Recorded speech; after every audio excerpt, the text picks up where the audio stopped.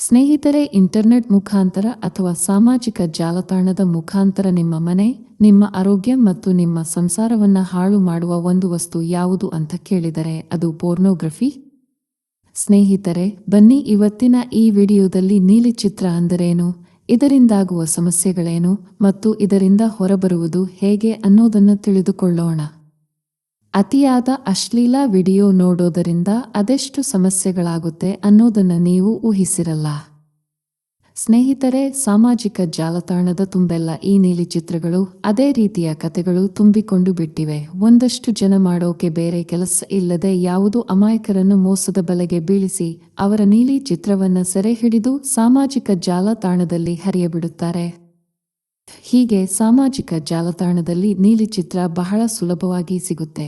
ಪ್ರತಿದಿನ ಈ ವಿಡಿಯೋಗಳನ್ನು ನೋಡ್ತಾ ಪ್ರತಿದಿನ ನೋಡಬೇಕು ಅಂತ ಅನ್ಸುತ್ತೆ. ಹೀಗೆ ನೋಡ್ತಾ ಕೊನೆಗೆ ಇದೊಂದು ಚಟವಾಗಿ ಅಂಟಿಕೊಳ್ಳುತ್ತೆ.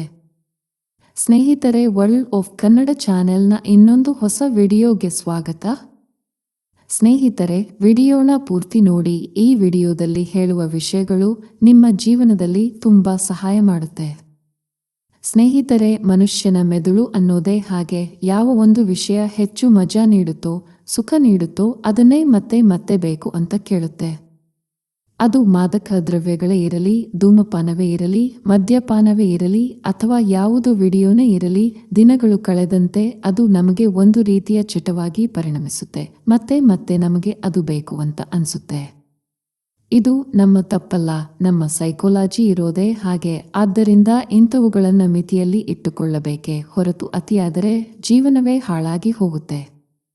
ಸ್ನೇಹಿತರೆ, ನಮ್ಮ ಮೆದುಳಿನಲ್ಲಿ ಈ ಥರ ಆಗೋಕೆ ಮುಖ್ಯ ಕಾರಣ ನಮ್ಮ ಮೆದುಳಿನಿಂದ ಬಿಡುಗಡೆಯಾಗುವ ಡೋಪಮಿನ್ ಅನ್ನೋ ಒಂದು ಹಾರ್ಮೋನ್. ಇದನ್ನು ಹ್ಯಾಪಿ ಹಾರ್ಮೋನ್ ಅಂತಾನೂ ಕರೆಯಲಾಗುತ್ತೆ.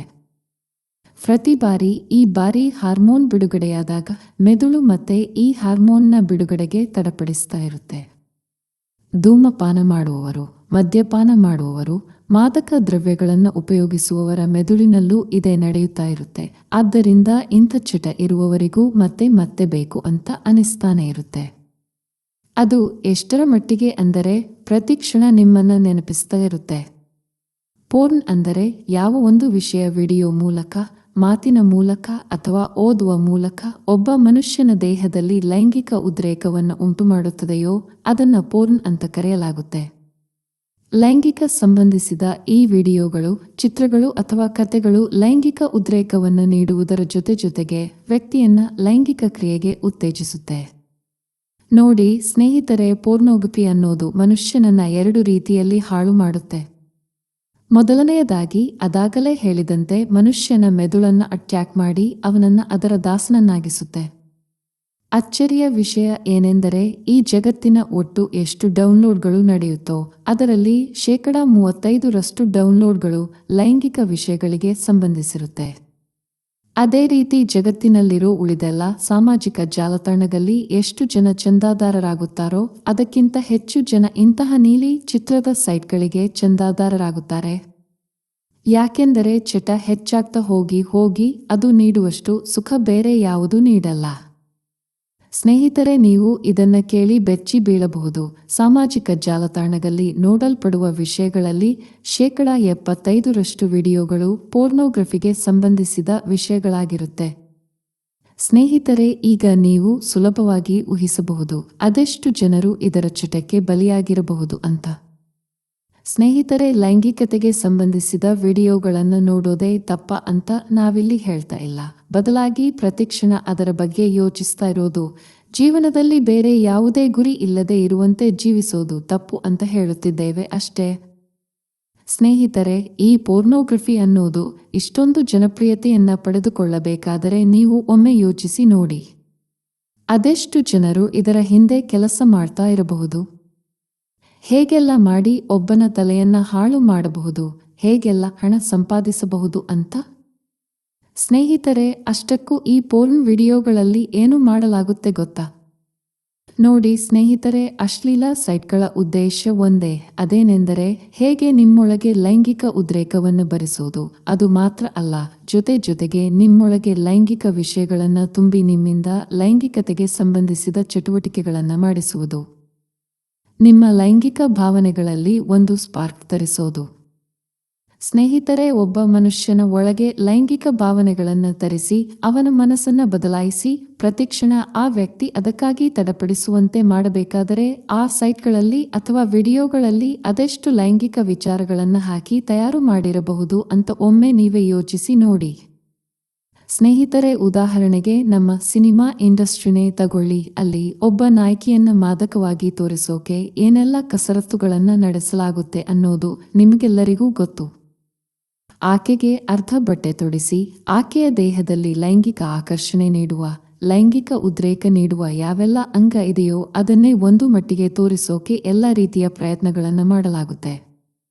ಯಾಕೆಂದರೆ ಹೇಗಾದರೂ ಮಾಡಿ ಜನರಿಗೆ ಲೈಂಗಿಕ ಉದ್ರೇಕ ತರಿಸಿ ಹಣ ಸಂಪಾದಿಸೋದು ಅವರ ಉದ್ದೇಶ. ಇನ್ನಷ್ಟು ಯುವ ಜನತೆಯಲ್ಲಿ ಲೈಂಗಿಕತೆಯ ಸ್ಪಾರ್ಕ್ನ ಸೃಷ್ಟಿ ಮಾಡೋದು. ಸ್ನೇಹಿತರೆ, ಇದರ ಮುಖ್ಯ ಉದ್ದೇಶ ಅನ್ನೋದು ಎಷ್ಟು ಸಾಧ್ಯವೋ ಅಷ್ಟು ನಿಮ್ಮಲ್ಲಿ ಲೈಂಗಿಕ ಉದ್ರೇಕವನ್ನು ಉಂಟು ಮಾಡೋದು. ಅದು ಎಷ್ಟರ ಮಟ್ಟಿಗೆ ಅಂದರೆ ಅದು ನಿಮಗೆ ಒಂದು ಚಟವಾಗಿ ಪರಿಣಮಿಸುವಷ್ಟು. ಕೆಲವೊಮ್ಮೆ ಇದು ನಿಮಗೆ ಕೀಳರಿಮೆಯನ್ನ ಮೂಡಿಸುತ್ತೆ. ಆ ನೀಲಿ ಚಿತ್ರಗಳಲ್ಲಿ 1 ಗಂಟೆ ಸಂಭೋಗ ಮಾಡ್ತಾರೆ, ನನಗೂ ಹಾಗೆ ಮಾಡಬೇಕು ಅನ್ನೋ ಆಸೆ ಮೂಡುತ್ತೆ. ಈ ರೀತಿ ನೀಲಿ ಚಿತ್ರಲೋಕ ಕೆಲಸ ಮಾಡುತ್ತೆ. ಇದನ್ನ ನೋಡಿದ ನಮಗೆ ಅನ್ಸುತ್ತೆ, ಆ ವ್ಯಕ್ತಿಯ ತಾಕತ್ತು ನೋಡು, ಸಾಮರ್ಥ್ಯ ನೋಡು, ಗಂಟೆಗಟ್ಟಲೆ ಮಾಡ್ತಾನೆ, ಅವನ ಶಿಶ್ನ ನೋಡು ಎಷ್ಟು ಉದ್ದ ಇದೆ, ಎಷ್ಟು ಎಂಜಾಯ್ ಮಾಡ್ಕೊಂಡು ಸಂಭೋಗ ಮಾಡ್ತಾನೆ, ಅವಳನ್ನ ನೋಡು ಯಾವ ರೀತಿ ಮಜಾ ತಗೋತಾಳೆ. ಹೀಗೆ ನೀಲಿ ಚಿತ್ರ ನಿಮ್ಮನ್ನ ಚಟದ ಒಂದು ಮಾಯಾಲೋಕಕ್ಕೆ ಕರೆದುಕೊಂಡು ಹೋಗುತ್ತೆ.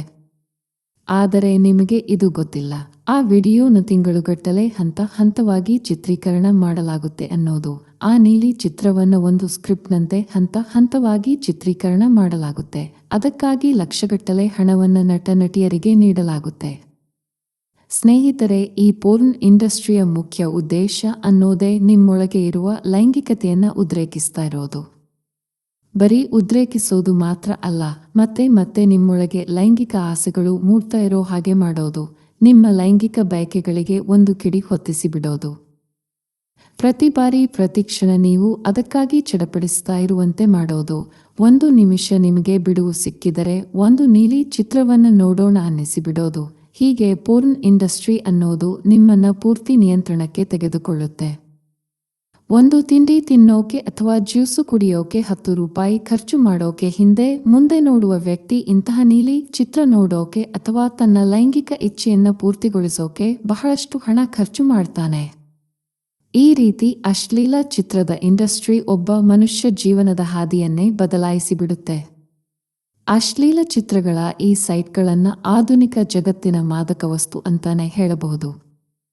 ಇದರಲ್ಲಿ ಇಂಟ್ರೆಸ್ಟಿಂಗ್ ಅಂದರೆ 53% ಯುವ ಜನರು ನೀಲಿ ಚಿತ್ರಗಳನ್ನು ನೋಡ್ತಾರೆ. ಅದೇ ರೀತಿ 33% ಮಹಿಳೆಯರು ನೀಲಿ ಚಿತ್ರಗಳನ್ನು ನೋಡ್ತಾರೆ. ನಾವೆಲ್ಲ ಪ್ರತಿನಿತ್ಯ ನೋಡುವ ಗೂಗಲ್ನಲ್ಲಿ ಜಗತ್ತಿನಾದ್ಯಂತ 33% ಸರ್ಚಿಂಗ್ ನೀಲಿ ಚಿತ್ರದ ಮೇಲೆ ನಡೆಯುತ್ತೆ. ಹಾಗಾದ್ರೆ ಈ ನೀಲಿ ಚಿತ್ರ ನೋಡುವವರ ಸಂಖ್ಯೆ ಎಷ್ಟಿರಬಹುದು ಅನ್ನೋದನ್ನು ನೀವೇ ಒಮ್ಮೆ ಯೋಚಿಸಿ ನೋಡಿ. ಗೊತ್ತಿದ್ದೋ ಗೊತ್ತಿಲ್ಲದೆಯೋ ಪ್ರತಿಯೊಬ್ಬರೂ ಈ ನೀಲಿ ಚಿತ್ರದ ಮಾಯಾಲೋಕದ ಜಾಲದಲ್ಲಿ ಸಿಲುಕುತ್ತಾರೆ. ಹೀಗೆ ದಿನ ಕಳೆದಂತೆ ನೀವು ಇನ್ನಷ್ಟು ಆಳಕ್ಕೆ ಹೋಗುತ್ತಾರೆ. ಇದರಿಂದ ಏನಾಗುತ್ತೆ ಅಂದರೆ ಇದರಲ್ಲಿ ತೋರಿಸೋದೇ ಸರಿ ಅಂತ ನಮಗೆ ಅನ್ನಿಸುತ್ತೆ. ಆ ಚಿತ್ರದಲ್ಲಿ ತೋರಿಸುವಷ್ಟು ಸಮಯ ನನಗೂ ಸಂಭೋಗ ಮಾಡಬೇಕು, ನನ್ನ ಶಿಶ್ನವು ಅಷ್ಟು ಉದ್ದ ಆಗಬೇಕು, ದಪ್ಪ ಆಗಬೇಕು, ಮೊಲೆ ಇಷ್ಟು ದಪ್ಪ ಇರಬೇಕು ಅಂತ ನಾನಾ ರೀತಿಯ ಗಿಮಿಕ್ ಉತ್ಪನ್ನಗಳನ್ನು ಬಳಸೋಕೆ ಆರಂಭಿಸುತ್ತಾರೆ. ಇದು ಹೀಗೆ ಮುಂದುವರಿಯುತ್ತಾ ಹೋಗಿ ಹೆಣ್ಣು ಅನ್ನೋದು ಒಂದು ರೀತಿ ಸಂಭೋಗ ಮಾಡುವ ಸಾಧನ ಅನ್ನೋ ಮನಸ್ಥಿತಿಗೆ ಬಂದುಬಿಡುತ್ತಾರೆ. ಹೆಣ್ಣನ್ನ ಗೌರವಿಸುವ ಬದಲಾಗಿ ಆಕೆಯ ಪ್ರತಿಯೊಂದು ಅಂಗವನ್ನು ಕಾಣುವಾಗ ಆಕೆಯ ಮೇಲೆ ಲೈಂಗಿಕ ಆಸೆ ಮೂಡೋಕೆ ಆರಂಭ ಆಗುತ್ತೆ. ಹೆಣ್ಣನ್ನ ಒಂದು ಲೈಂಗಿಕ ಆಸೆ ತೀರಿಸುವ ಆಟಿಕೆ ತರ ನೋಡೋಕೆ ಆರಂಭಿಸುತ್ತಾರೆ. ಹೀಗೆ ದಿನ ಕಳೆದಂತೆ ಲೈಂಗಿಕ ಬಯಕೆ ಇನ್ನಷ್ಟು ಹೆಚ್ಚಾಗುತ್ತಾ ಹೋಗುತ್ತೆ. ನನಗೂ ಇದೇ ರೀತಿ ಸಂಭೋಗ ಮಾಡಬೇಕು, ನನಗೂ ಅಷ್ಟು ಉದ್ದದ ಶಿಶ್ನ ಬೇಕು, ನನ್ನ ಹುಡುಗಿನೂ ಆ ವಿಡಿಯೋದಲ್ಲಿ ಮಾಡಿದ ಹಾಗೆ ಸಂಭೋಗ ಮಾಡಬೇಕು. ಹೀಗೆ ಮುಂದಕ್ಕೆ ಸಾಗುತ್ತಾ ಸಾಗುತ್ತಾ ಯಾವುದಾದರೂ ಹೆಣ್ಣಿನ ಜೊತೆ ಹೇಗಾದರೂ ಮಾಡಿ ಸಂಭೋಗ ಮಾಡಬೇಕು ಅನ್ನೋ ಬಯಕೆ ಮನದಲ್ಲಿ ಬರಲಾರಂಭಿಸುತ್ತೆ. ಕೊನೆಗೆ ತನ್ನ ಇಚ್ಛೆಯಂತೆ ಹೆಣ್ಣು ಸಿಗದೇ ಇದ್ದಾಗ ಬಲಾತ್ಕಾರ ಅತ್ಯಾಚಾರಕ್ಕೆ ಮುಂದಾಗುತ್ತಾರೆ. ಇನ್ನು ಹೆಣ್ಣು ಎಲ್ಲಿನೋ ಸಿಗದೇ ಇದ್ದಾಗ ಅಥವಾ ಒಂಟಿಯಾಗಿದ್ದಾಗ ಹಸ್ತಮೈಥುನ ಮಾಡೋಕೆ ಆರಂಭಿಸ್ತಾರೆ. ಅದು ದಿನಕ್ಕೆ 1 ಬಾರಿ ಅಲ್ಲ. ಮೂಡ್ ಬಂದಾಗಲೆಲ್ಲ ನೀಲಿ ಚಿತ್ರಗಳನ್ನು ನೋಡೋದು ಮತ್ತು ಹಸ್ತಮೈಥುನ ಮಾಡೋದಕ್ಕೆ ಆರಂಭಿಸುತ್ತಾರೆ. ಹೀಗೆ ದಿನಕ್ಕೆ 2 ಬಾರಿ, 3 ಬಾರಿ, 4 ಬಾರಿ ಹಸ್ತಮೈಥುನ ಮಾಡೋಕೆ ಆರಂಭಿಸುತ್ತಾರೆ. ಹೀಗೆ ಇದು ಆ ವ್ಯಕ್ತಿಯನ್ನ ಲೈಂಗಿಕ ಹಸಿವಿನಿಂದ ಕೊರಗುವಂತೆ ಮಾಡುತ್ತೆ. ಒಂದು ಅಧ್ಯಯನದ ಪ್ರಕಾರ ಅತಿಯಾದ ನೀಲಿ ಚಿತ್ರ ನೋಡುವವರಲ್ಲಿ personality disorder, mental disorder, anxiety disorder, depression ಮುಂತಾದ ಸಮಸ್ಯೆಗಳು ಹೆಚ್ಚಾಗಿ ಕಂಡುಬರುತ್ತೆ ಅನ್ನೋದು.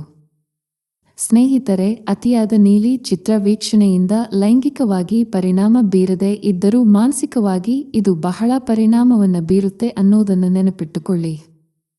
ಸ್ನೇಹಿತರೆ, ಉದಾಹರಣೆಗೆ ಆನ್ಲೈನ್ ಗೇಮ್ಗಳನ್ನು ತೆಗೆದುಕೊಳ್ಳಿ. ಒಂದು ಅಧ್ಯಯನದ ಪ್ರಕಾರ ಆನ್ಲೈನ್ ಗೇಮ್ಗಳನ್ನು ಆಡುವ ಮಕ್ಕಳು ಮತ್ತೆ ಅದೇ ಗೇಮ್ನ ಆಡೋಕೆ ಇಷ್ಟಪಡುತ್ತಾರೆ. ಇದನ್ನು ನೀವು ಗಮನಿಸಿರಬಹುದು. ಇದೇ ರೀತಿ ಪೋರ್ನ್ ವಿಡಿಯೋಗಳು ನಿಮ್ಮನ್ನ ಮತ್ತೆ ಮತ್ತೆ ತನ್ನ ಕಡೆ ಎಳೆಯುತ್ತಾ ಇರುತ್ತೆ. ಸ್ನೇಹಿತರೆ, ನೀವು ಎಷ್ಟು ಹೆಚ್ಚು ಸಮಯ ಪೋರ್ನ್ ವಿಡಿಯೋಗಳನ್ನು ನೋಡ್ತೀರೋ ಅಷ್ಟು ನಿಮ್ಮ ಲೈಂಗಿಕ ಜೀವನದಲ್ಲಿ ಪರಿಣಾಮವನ್ನು ಬೀರುತ್ತೆ. ನಿಜ ಜೀವನದಲ್ಲಿ ಲೈಂಗಿಕ ಕ್ರಿಯೆ ಮಾಡೋಕೆ ಆಸಕ್ತಿ ಇರಲ್ಲ. ನಿಮಗೆ ನಿಮ್ಮ ಸಂಗಾತಿಯ ಜೊತೆ ಲೈಂಗಿಕ ಕ್ರಿಯೆ ಮಾಡೋಕೆ ಆಸಕ್ತಿ ಇರಲ್ಲ. ಇದರಿಂದಾಗುವ ಮುಖ್ಯ ಸಮಸ್ಯೆ ಅಂದರೆ ನಿಮ್ಮ ಮೆದುಳು ನಿಮ್ಮ ಲೈಂಗಿಕ ಅಂಗಗಳಿಗೆ ಸರಿಯಾದ ಲೈಂಗಿಕ ಸಂಕೇತಗಳನ್ನು ನೀಡುವಲ್ಲಿ ವಿಫಲವಾಗುತ್ತೆ. ಇದರಿಂದಾಗಿ ಶಿಶ್ನದ ನಿಮಿರುವಿಕೆ ಕಡಿಮೆಯಾಗುತ್ತೆ.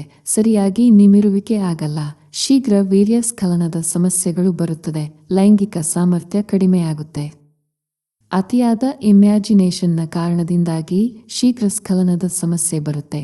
ಯಾಕೆಂದರೆ ನಿಮ್ಮ ಮನದಲ್ಲಿ ಲೈಂಗಿಕ ಕ್ರಿಯೆ ಮಾಡೋಕ್ಕೂ ಮುಂಚೆನೇ ನಾನಾ ರೀತಿಯ ಲೈಂಗಿಕ ಕ್ರಿಯೆಯ ಭಂಗಿಗಳು, ಹಳೆ ವಿಡಿಯೋಗಳು ನೆನಪಿಗೆ ಬರುತ್ತೆ. ಇದರಿಂದ ಬಹಳ ಬೇಗನೆ ವೀರ್ಯಸ್ಖಲನ ಉಂಟಾಗುತ್ತೆ. ಇದರಿಂದ ನಿಧಾನವಾಗಿ ನಿಮಗೆ ನಿಮ್ಮ ಹೆಂಡತಿಯ ಜೊತೆಗಿನ ಲೈಂಗಿಕ ಆಸಕ್ತಿ ಕಡಿಮೆಯಾಗುತ್ತಾ ಹೋಗುತ್ತೆ. ಹೀಗೆ ದಿನೇ ದಿನೇ ನಿಮ್ಮ ಲೈಂಗಿಕ ಜೀವನ ಕೆಡುತ್ತಾ ಹೋಗುತ್ತೆ. ನೋಡಿ ಸ್ನೇಹಿತರೆ, ಮೊದಲಿಗೆ ಯಾವಾಗಲೋ ತಿಂಗಳಿಗಳೇ ಒಮ್ಮೆ ನೀಲಿ ಚಿತ್ರ ವಿಡಿಯೋ ನೋಡ್ತಾ ಇದ್ದ ನೀವು ದಿನೇ ದಿನೇ ಪೋರ್ನ್ ವಿಡಿಯೋ ಇನ್ನೂ ನೋಡಬೇಕು ಅನ್ನೋ ಗೀಳಿಗೆ ಬಿದ್ದು ಕೊನೆಗೆ ಜೀವನವನ್ನೇ ಹಾಳು ಮಾಡಿಕೊಳ್ಳುವ ಸ್ಥಿತಿಗೆ ಬಂದು ಬಿಡ್ತೀರಾ. ಇದನ್ನು ನೀವು ಚೆನ್ನಾಗಿ ಅರ್ಥ ಮಾಡಿಕೊಳ್ಳಬೇಕು. ಹಾಗಾದರೆ ಇಷ್ಟೊಂದು ಅಪಾಯಕಾರಿಯಾಗಿರುವ ಇಷ್ಟೊಂದು ದೊಡ್ಡ ಇಂಡಸ್ಟ್ರಿಯನ್ನ ಯಾಕೆ ಚಲಾಯಿಸಲಾಗುತ್ತೆ? ಸ್ನೇಹಿತರೆ, ನಿಜ ಹೇಳಬೇಕು ಅಂದ್ರೆ ಈ ಪೋರ್ನ್ ಇಂಡಸ್ಟ್ರಿಯನ್ನ ಚಲಾಯಿಸಲಾಗುತ್ತಿದೆಯಾ ಅಥವಾ ನಾವು ಚಲಾಯಿಸ್ತಾ ಇದ್ದೇವಾ? ಇದನ್ನ ನಾವು ಮೊದಲು ತಿಳಿದುಕೊಳ್ಳುವುದು ಬಹಳ ಮುಖ್ಯ. ಇಂಟರ್ನೆಟ್ ಜಗತ್ತು ಬರುವುದಕ್ಕಿಂತ ಮುಂಚೆ ಜನರಿಗೆ ಈ ಪೋರ್ನ್ ವಿಡಿಯೋಗಳು ಬಹಳ ಬೇಗನೆ ಕೈಗೆ ಸಿಗ್ತಾ ಇರಲಿಲ್ಲ. ಬಹಳ ಕಷ್ಟಪಡಬೇಕಾಗುತ್ತಿತ್ತು. ಯಾವುದೇ ಅಶ್ಲೀಲ ಜಾಹೀರಾತುಗಳನ್ನು ತೋರಿಸಲಾಗುತ್ತಿರಲಿಲ್ಲ. ಆದ್ದರಿಂದ ಆಗಿನ ಜನರಿಗೆ ಈ ಪೋರ್ನ್ ವಿಡಿಯೋಗಳ ಬಗ್ಗೆ ಅಷ್ಟು ಜ್ಞಾನ ಇರಲಿಲ್ಲ. ಆದರೆ ಈಗ ಪ್ರತಿ ಮನೆಯಲ್ಲಿ ಇಂಟರ್ನೆಟ್ ಇದೆ. ಮಕ್ಕಳಿಂದ ಹಿಡಿದು ವಯಸ್ಕರವರೆಗೆ ಪ್ರತಿಯೊಬ್ಬರ ಕೈನಲ್ಲಿ ಮೊಬೈಲ್ ಇದೆ, ಇಂಟರ್ನೆಟ್ ಇದೆ. ಸಣ್ಣ ಮಕ್ಕಳು, ಯುವತಿಯರು ಸಹ ಈ ಮೊಬೈಲ್ನಿಂದಾಗಿ ಪೋರ್ನ್ ವಿಡಿಯೋಗಳಿಗೆ ದಾಸರಾಗಿದ್ದಾರೆ. ಯಾವಾಗ ಬೇಕೋ ಆಗ ಮೊಬೈಲ್ನಲ್ಲಿ ಹೊಸ ಪೋರ್ನ್ ವಿಡಿಯೋಗಳು ಬರ್ತಾ ಇರುತ್ತೆ. ಯಾಕೆಂದರೆ ಇದೊಂದು ಚಟ. ಹೇಗೆ ಡ್ರಗ್ ಇದೆಯೋ ಅದೇ ರೀತಿ ಪೋರ್ನ್ ವಿಡಿಯೋಗಳು ಸಹ ಒಂದು ಚಟ.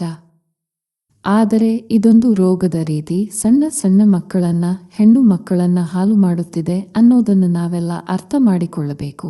ಇದು ಅದ್ಯಾವುದೇ ಭೀಕರ ರೋಗಗಳಿಗಿಂತ ಕಡಿಮೆ ಇಲ್ಲ ಅನ್ನೋದನ್ನು ನಾವು ಅರ್ಥ ಮಾಡಿಕೊಳ್ಳಬೇಕು. ಹಾಗಾದರೆ ಈ ಪೋರ್ನ್ ಅಡಿಕ್ಷನ್ನ ನಿಯಂತ್ರಿಸೋದು ಹೇಗೆ? ಸ್ನೇಹಿತರೆ, ಈ ಪೋರ್ನ್ ವಿಡಿಯೋಗಳ ಹಾವಳಿ ಹೀಗೆಯೇ ಮುಂದುವರಿಯುತ್ತಾ ಹೋದರೆ ಮುಂದಿನ ಪೀಳಿಗೆ ಬಹಳಷ್ಟು ಸಮಸ್ಯೆಗಳನ್ನು ಎದುರಿಸಬೇಕಾಗುತ್ತೆ. ಅದು ಎಷ್ಟರ ಮಟ್ಟಿಗೆ ಅಂದರೆ ಹದಿಹರೆಯದ ಮಕ್ಕಳು ತಮ್ಮ ಭವಿಷ್ಯದ ಬಗ್ಗೆ ಚಿಂತಿಸುವ ಬದಲು ಹೇಗೆ ಲೈಂಗಿಕ ಸಂಪರ್ಕದಲ್ಲಿ ಏರ್ಪಡುವುದು ಅನ್ನೋದನ್ನು ಯೋಚಿಸುತ್ತಿರುತ್ತಾರೆ. ಸ್ನೇಹಿತರೆ, ಗಮವಿಟ್ಟು ಕೇಳಿ. ಈ ಪೋರ್ನ್ ವಿಡಿಯೋದ ಚಟದಿಂದ ಹೊರಬರುವುದು ಹೇಗೆ ಅನ್ನೋದನ್ನು ತಿಳಿದುಕೊಳ್ಳೋಣ. ಸ್ನೇಹಿತರೆ, ಈ ಪೋರ್ನ್ ವಿಡಿಯೋ ಅಥವಾ ನೀಲಿ ಚಿತ್ರ ನೋಡುವ ನಶೆಯಿಂದ ಅಥವಾ ಚಟದಿಂದ ಹೊರಬರಬೇಕಾದರೆ ನೀವು ಮೊದಲು ಮಾಡಬೇಕಾಗಿರೋದು, ನೀವು ನೋಡ್ತಿರುವಂತಹ ಈ ನೀಲಿ ಚಿತ್ರ ಅಥವಾ ಪೋರ್ನ್ ನಿಮ್ಮ ಜೀವನಕ್ಕೆ ಅಪಾಯ ಅನ್ನೋದನ್ನು ಮೊದಲು ತಲೆಗೆ ಹತ್ತಿಸಿಕೊಳ್ಳಬೇಕು. ನಾನು ಮಾಡ್ತಿರೋದು ಸರಿ ಅಲ್ಲ, ಇದು ನನ್ನ ಭವಿಷ್ಯವನ್ನೇ ನುಂಗಿಬಿಡುತ್ತೆ ಅನ್ನೋದನ್ನು ಮೊದಲು ತಿಳ್ಕೊಂಡು ಮನವರಿಕೆ ಮಾಡಿಕೊಳ್ಳುವುದು ಬಹಳ ಮುಖ್ಯ. ಇದು ಹೀಗೆ ಮುಂದಕ್ಕೆ ಹೋದರೆ ಮುಂದೊಂದು ದಿನ ನನ್ನ ಜೀವನವನ್ನೇ ಹಾಳು ಮಾಡಿಬಿಡುತ್ತೆ ಅನ್ನೋ ಅರಿವು ಬಂದರೆ ಅರ್ಧ ಸಮಸ್ಯೆ ಬಗೆಹರಿದಂತೆ. ಸ್ನೇಹಿತರೆ, ಯಾವುದೇ ಚಟ ಇರಲಿ, ನಾನು ಮಾಡ್ತಿರೋದು ತಪ್ಪು ಅನ್ನೋದು ಯಾವಾಗ ಒಬ್ಬ ವ್ಯಕ್ತಿಗೆ ಅರಿವಾಗುತ್ತೋ ಆಗಲೇ ಆ ವ್ಯಕ್ತಿಗೆ ಆ ಚಟವನ್ನು ನಿಲ್ಲಿಸೋಕೆ ಸಾಧ್ಯ. ನಾನು ಮಾಡ್ತಾ ಇರೋ ಈ ಕೆಲಸ ಸರಿ ಇಲ್ಲ, ಇದರಿಂದ ನನ್ನ ಜೀವನ ಸಂಪೂರ್ಣ ಹಾಳಾಗುತ್ತೆ ಅನ್ನೋದನ್ನ ಮನದಟ್ಟು ಮಾಡಿಕೊಂಡರೆ ಆ ತಪ್ಪು ಮತ್ತೊಮ್ಮೆ ಮಾಡಲ್ಲ. ಸ್ನೇಹಿತರೆ, ಇಂತಹ ಚಟಗಳು ನಮಗೆ ಅಂಟಿಕೊಂಡಾಗ ಡಿಟರ್ಮಿನೇಷನ್ ಅನ್ನೋದು ಬಹಳ ಮುಖ್ಯವಾಗುತ್ತೆ. ಈ ಡಿಟರ್ಮಿನೇಷನ್ ಅನ್ನೋದು ಇದ್ದಾಗ ಮಾತ್ರ ಇಂತಹ ಚಟಗಳನ್ನು ದೂರ ಮಾಡುವುದು ಸಾಧ್ಯ. ಇದು ಚಟವನ್ನು ದೂರ ಮಾಡಲು ಬೇಕಾಗಿರುವ ಮೊದಲ ಹೆಜ್ಜೆ ಬರೀ ಲೈಂಗಿಕ ವಿಡಿಯೋಗಳನ್ನು ನೋಡುವುದು ಮಾತ್ರ ಅಲ್ಲ. ಯಾವುದೇ ಚಟವನ್ನು ದೂರ ಇಡೋಕೆ ಇದು ಮೊದಲ ಹೆಜ್ಜೆ. ಸ್ನೇಹಿತರೆ, ಕೆಲವೊಮ್ಮೆ ನೀವು ನೋಡಿರಬಹುದು, ಅಶ್ಲೀಲ ಚಿತ್ರದ ವೀಕ್ಷಣೆಯಿಂದ ದೈಹಿಕವಾಗಿ ಅಥವಾ ಮಾನಸಿಕವಾಗಿ ಯಾವುದೇ ಸಮಸ್ಯೆಗಳು ಇಲ್ಲ ಅಂತ ಬರೆದಿರ್ತಾರೆ. ಸ್ನೇಹಿತರೆ, ಇಂತಹ ಸ್ಟೇಟ್ಮೆಂಟ್ಗಳನ್ನು ಕೊಡುವುದಕ್ಕಿಂತ ಮುಂಚೆ ಇವರು ಕೆಲವೊಂದು ಜನರನ್ನು ಸೆಲೆಕ್ಟ್ ಮಾಡಿ ಅವರ ಮೇಲೆ ಪರೀಕ್ಷೆ ಮಾಡಿರುತ್ತಾರೆ ಅಥವಾ ಸರ್ವೆಯನ್ನ ಮಾಡಿರುತ್ತಾರೆ. ಕೆಲವೊಂದು ಕಾರಣಗಳಿಂದ ಆ ವ್ಯಕ್ತಿಗಳಿಗೆ ಇದರಿಂದ ಯಾವುದೇ ಪರಿಣಾಮ ಬೀರಿರಲ್ಲ. ಹಾಗಂತ ಇದರ ಅರ್ಥ ಇದರಿಂದ ಯಾರಿಗೂ ಸಮಸ್ಯೆ ಬರಲ್ಲ ಅಂತಲ್ಲ. ಕೆಲವರಿಗೆ ಏನೂ ಆಗದೇ ಇರಬಹುದು, ಆದರೆ ಬಹುಪಾಲು ಜನರಿಗೆ ಇದರಿಂದ ನಾನಾ ರೀತಿಯ ಸಮಸ್ಯೆಗಳು ಉಂಟಾಗುತ್ತೆ. ಸ್ನೇಹಿತರೆ, ಈ ಪ್ರಪಂಚದಲ್ಲಿ ಯಾವುದು ಕೆಟ್ಟದ್ದೋ ಅದು ಸರಿ, ಅದರಿಂದ ಯಾವುದೇ ದುಷ್ಪರಿಣಾಮಗಳು ಇಲ್ಲ ಅಂತ ತೋರಿಸಲಾಗುತ್ತೆ. ಇಷ್ಟೊಂದು ದೊಡ್ಡ ಇಂಡಸ್ಟ್ರಿ ತಾವು ಮಾಡ್ತಿರೋದು ಸರಿ ಅಂತ ತೋರಿಸೋಕೆ ನಾನಾ ರೀತಿಯ ಸುಳ್ಳು ಹೇಳಿಕೆಗಳನ್ನು ಕೊಡುವುದು ಸರ್ವೇ ಸಾಮಾನ್ಯ. ಸ್ನೇಹಿತರೆ, ಇನ್ನೊಂದು ಇಂಟ್ರೆಸ್ಟಿಂಗ್ ವಿಷಯ ಏನು ಅಂದರೆ, ಒಬ್ಬ ವ್ಯಕ್ತಿ ದಿನಪೂರ್ತಿ ಪೋರ್ನ್ ನೋಡ್ತಾ ಇದ್ದರೂ ಆತನನ್ನ ಪೋರ್ನ್ ನೋಡ್ತೀಯಾ ಅಂತ ಕೇಳಿದ್ರೆ ಆತ ಹೇಳೋದು, ನಾನು ನೋಡಲ್ಲ, ಯಾವಾಗಲೋ ಒಮ್ಮೆ ನೋಡ್ತೀನಿ ಅಂತ. ಸ್ನೇಹಿತರೆ, ಪ್ರತಿಯೊಬ್ಬ ವ್ಯಕ್ತಿಗೂ ಒಂದೊಂದು ಚಟ ಇರುತ್ತೆ, ಆದ್ರೆ ಯಾರೂ ಅದನ್ನ ಮುಕ್ತವಾಗಿ ಹೇಳಿಕೊಳ್ಳಲ್ಲ. ಅದರಲ್ಲೂ ಪೋರ್ನ್ ವಿಚಾರ ಬಂದ್ರೆ ಯಾರೂ ಬಾಯಿ ಬಿಡಲ್ಲ.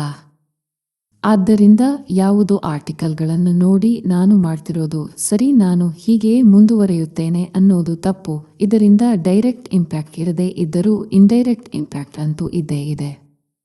ಇದು ಹೇಗೆ ಅಂತ ತಿಳ್ಕೊಳ್ಳೋಕೆ ಒಂದು ಉದಾಹರಣೆ ಕೊಡ್ತೀನಿ. ಒಂದು ರಿಸರ್ಚ್ ನಡೆಯುತ್ತೆ, ಅದರಲ್ಲಿ ಹೇಳಲಾಗುತ್ತೆ 30 ml ನಷ್ಟು ಮದ್ಯ ಸೇವಿಸಿದರೆ ಹೃದಯದ ಆರೋಗ್ಯಕ್ಕೆ ಉತ್ತಮ ಅಂತ. ಆದರೆ ಹೀಗೆ ಸೇವಿಸ್ತಾ ಹೋದರೆ ಏನಾಗುತ್ತೆ ಹೇಳಿ? ಹೀಗೆ ಹೃದಯದ ಆರೋಗ್ಯಕ್ಕೆ ಒಳ್ಳೆಯದು ಅಂತ ಸೇವಿಸ್ತಾ ಹೋದರೆ ಒಂದು ದಿನ ಅದೊಂದು ಚಟವಾಗಿ ಪರಿಣಮಿಸುತ್ತೆ. ಇದು ನಿಮ್ಮ ಲಿವರ್ನ ಮುಗಿಸಿಬಿಡುತ್ತೆ. ಸ್ನೇಹಿತರೆ, ಹಾಗಾದ್ರೆ ಹೃದಯದ ಆರೋಗ್ಯಕ್ಕಾಗಿ ಲಿವರ್ನ ಆರೋಗ್ಯ ಕೆಡಿಸೋದು ಎಷ್ಟು ಸರಿ? ಒಬ್ಬ ಮನುಷ್ಯನಿಗೆ ಹೃದಯ, ಲಿವರ್ ಎರಡು ಅತ್ಯಗತ್ಯ ಅಂಗಗಳು. ಆದ್ದರಿಂದ ಇಂತಹ ಚಟಗಳು ಆರಂಭವಾಗುವಾಗ ಒಂದು ವಿಷಯದಲ್ಲಿ ಉತ್ತಮ ಅಂತ ಅನ್ನಿಸಿದರೆ ಇನ್ನೊಂದು ಕಡೆ ಅದು ನಮಗೆ ಕೆಟ್ಟ ಪರಿಣಾಮವನ್ನು ಬೀರುತ್ತಿರುತ್ತೆ. ಸ್ನೇಹಿತರೆ, ನಾವು ಮಾಡ್ತಾ ಇರೋ ಈ ಕೆಲಸದಿಂದ ಇವತ್ತು ನಮಗೆ ಸಮಸ್ಯೆ ಆಗದೇ ಇದ್ದರೂ ನಾಳೆ ಸಮಸ್ಯೆ ಉಂಟು ಮಾಡುತ್ತೆ ಅನ್ನೋದಾದರೆ ಅದನ್ನು ರೂಢಿಸಿಕೊಳ್ಳುವುದು ಎಷ್ಟು ಸರಿ? ಇನ್ನೊಂದು ಮುಖ್ಯ ವಿಷಯ ತಿಳ್ಕೊಳ್ಳಬೇಕು ಗೆಳೆಯರೇ, ಯಾವುದೇ ಚಟ ಆಗಿರಲಿ ಯಾವಾಗಲೂ ಒಂದೇ ಪ್ರಮಾಣದಲ್ಲಿ ಇರಲ್ಲ. ದಿನೇ ದಿನೇ ಈ ಚಟ ಹೆಚ್ಚಾಗುತ್ತೆ. ಒಬ್ಬ ವ್ಯಕ್ತಿ ಮೊದಲ ಬಾರಿ ವೇಶ್ಯೆಯ ಸಂಪರ್ಕಕ್ಕೆ ಬಂದಾಗ ಯಾವಾಗಲೂ ಹೋಗಬೇಕು ಅಂತ ಅನ್ನಿಸಲ್ಲ. ಹೀಗೆ ಹೋದ ವ್ಯಕ್ತಿ ಮೊದಲಿಗೆ ತಿಂಗಳಿಗೊಮ್ಮೆ ಹೋಗ್ತಾನೆ, ಆಮೇಲೆ ವಾರಕ್ಕೊಮ್ಮೆ ಹೋಗೋಕೆ ಆರಂಭಿಸ್ತಾನೆ. ದಿನ ಕಳೆದಂತೆ ಪ್ರತಿದಿನ ಬೇಕು ಅಂತ ಅನ್ನಿಸುತ್ತೆ. ಹೀಗೆ ಮುಂದುವರಿಯುತ್ತಾ ಹೋಗಿ ಪ್ರತಿಕ್ಷಣ ಆತನಿಗೆ ಅದರದ್ದೇ ನೆನಪಾಗುತ್ತಾ ಇರುತ್ತೆ. ಎಲ್ಲಿ ಅಂತಹ ವ್ಯಕ್ತಿಗಳು ಸಿಗುತ್ತಾರೆ? ಪ್ರತಿಕ್ಷಣ ಯೋಚಿಸ್ತಾ ಇರುತ್ತಾನೆ. ಆದ್ದರಿಂದ ಸ್ನೇಹಿತರೆ, ಇಂತಹ ಚಟಗಳಿಂದ ದೂರ ಇರೋದಕ್ಕೆ ಮೊದಲನೆಯದಾಗಿ ನಾನು ಮಾಡ್ತಿರೋದು ಸರಿ ಇಲ್ಲ ಅನ್ನೋದನ್ನ ಮನದಟ್ಟು ಮಾಡಿಕೊಳ್ಳಿ. ಎರಡನೆಯದಾಗಿ, ಅತಿಯಾದ ಈ ಪೋರ್ನ್ ವಿಡಿಯೋ ನೋಡೋಕೆ ಯಾವುದು ನಿಮ್ಮನ್ನ ಪೋರ್ನ್ನ ಕಡೆಗೆ ಸೆಳೆಯುತ್ತಾ ಇದೆ? ಒಂಟಿತನ ಇರಬಹುದು, ಗೆಳೆಯರ ಸಂಘ ಇರಬಹುದು, ನೀವು ಸರ್ಚ್ ಮಾಡ್ತಾ ಇರೋ ಸೈಟ್ಗಳಿರಬಹುದು. ಇದರಲ್ಲಿ ಯಾವುದು ಅನ್ನೋದನ್ನ ಹುಡುಕಿ ಅದರಿಂದ ದೂರ ಇರೋಕೆ ಪ್ರಯತ್ನಿಸಿ. ಹೀಗೆ ಮಾಡ್ತಾ ಹೋದರೆ ನಿಮಗೆ ಆ ಅಶ್ಲೀಲ ಚಿತ್ರಗಳನ್ನ ಅಥವಾ ವಿಡಿಯೋಗಳನ್ನ ನೋಡುವ ತವಕ ಏನಿದೆಯೋ ಅದು ಕಡಿಮೆಯಾಗುತ್ತಾ ಹೋಗುತ್ತೆ. ಇನ್ನು ಕೆಲವರು ತಮ್ಮ ಮೊಬೈಲ್ ಫೋನ್ಗಳಲ್ಲಿ ಅಥವಾ ಕಂಪ್ಯೂಟರ್ಗಳಲ್ಲಿ ನೀಲಿ ಚಿತ್ರಗಳನ್ನು ತುಂಬಿಸಿ ಇಟ್ಟುಕೊಂಡಿರುತ್ತಾರೆ. ಹೀಗೆ ಇಟ್ಟುಕೊಂಡರೆ ನೀವು ಒಂಟಿಯಾಗಿರುವ ಸಮಯದಲ್ಲಿ ಅಥವಾ ಮೂಡ್ ಬದಲಾಗುವ ಸಮಯದಲ್ಲಿ ಆ ವಿಡಿಯೋ ಫೋಲ್ಡರ್ನ ಓಪನ್ ಮಾಡ್ತೀರಾ. ಆದ್ದರಿಂದ ಅಂತಹ ಫೋಲ್ಡರ್ಗಳನ್ನು ತಕ್ಷಣ ಡಿಲೀಟ್ ಮಾಡಿ ನಿಮ್ಮ ಮನಸ್ಸನ್ನು ತಕ್ಷಣ ಬದಲಾಯಿಸಿ. ಈಗಿನ ಸಿನಿಮಾಗಳಲ್ಲೂ ಒಬ್ಬ ವ್ಯಕ್ತಿಯನ್ನು ಲೈಂಗಿಕವಾಗಿ ಉದ್ರೇಕಿಸುವ ರೀತಿಯಲ್ಲಿರುವ ಶಾಟ್ಗಳನ್ನು ಹಾಕಲಾಗುತ್ತೆ. ಇದರಿಂದ ಆ ಚಿತ್ರದಲ್ಲಿರುವ ನಾಯಕಿಯ ಅರೆನಗ್ನ ಮೈಮಾಟವನ್ನು ನೋಡಿ ಯುವಕರು ಅಥವಾ ಯುವತಿಯರು ಬಹಳ ಸುಲಭವಾಗಿ ಲೈಂಗಿಕ ಉದ್ರೇಕಕ್ಕೆ ಒಳಗಾಗುತ್ತಾರೆ. ಆದ್ದರಿಂದ ಇಂತಹ ಚಟಕ್ಕೆ ಬಲಿಯಾಗಿರುವ ವ್ಯಕ್ತಿಗಳು ಇಂತಹ ಚಿತ್ರಗಳನ್ನು ನೋಡದೇ ಇರುವುದು ಉತ್ತಮ. ಇನ್ನು ಮೂರನೆಯದಾಗಿ, ಅಶ್ಲೀಲ ವಿಡಿಯೋಗಳ ಚಟದಿಂದ ಹೊರಬರೋಕೆ ಇರುವ ಉಪಾಯ ಅನ್ನೋದು ನಿಮ್ಮ ಮೆದುಳಿನಲ್ಲಿ ಉತ್ಪತ್ತಿಯಾಗುವ ಕೆಲವೊಂದು ನ್ಯೂರೋಕೆಮಿಕಲ್ಗಳನ್ನು ಬೇರೆ ಕೆಲಸಗಳಿಗೆ ಡೈವರ್ಟ್ ಮಾಡೋದು. ಉದಾಹರಣೆಗೆ, ಯಾವುದಾದರೂ ಉತ್ತಮ ಪುಸ್ತಕಗಳನ್ನು ಓದೋಕೆ ಆರಂಭಿಸಿ, ಉತ್ತಮ ಕಾದಂಬರಿಗಳನ್ನು ಓದಿ, ಅನಿಮಲ್ ಪ್ಲಾನೆಟ್ಗಳಂಥ ಉತ್ತಮ ಚಾನೆಲ್ಗಳನ್ನು ನೋಡಿ. ಇದರಿಂದ ನಿಮ್ಮ ಮನಸ್ಸು ಆ ಕಡೆ ಡೈವರ್ಟ್ ಆಗುತ್ತೆ. ಇನ್ನು ನಿಮಗೆ ಸಮಸ್ಯೆಗಳಿದ್ದರೆ ಉತ್ತಮ ಲೈಂಗಿಕ ತಜ್ಞರನ್ನ ಭೇಟಿ ಮಾಡಿ. ಈ ಮಾಹಿತಿ ನಿಮಗೆ ಇಷ್ಟ ಆಗಿರಬಹುದು ಅಂದುಕೊಳ್ತೀನಿ. ಮಾಹಿತಿ ಇಷ್ಟ ಆಗಿದ್ದರೆ ಚಾನೆಲ್ನ ತಪ್ಪದೆ ಸಬ್ಸ್ಕ್ರೈಬ್ ಮಾಡಿ. ಇನ್ನೊಂದು ಇಂಟ್ರೆಸ್ಟಿಂಗ್ ಮಾಹಿತಿಯೊಂದಿಗೆ ಮುಂದಿನ ವಿಡಿಯೋಡಕ್ಕೆ ಮತ್ತೆ ಸಿಗ್ತೀನಿ. ನಮಸ್ಕಾರ.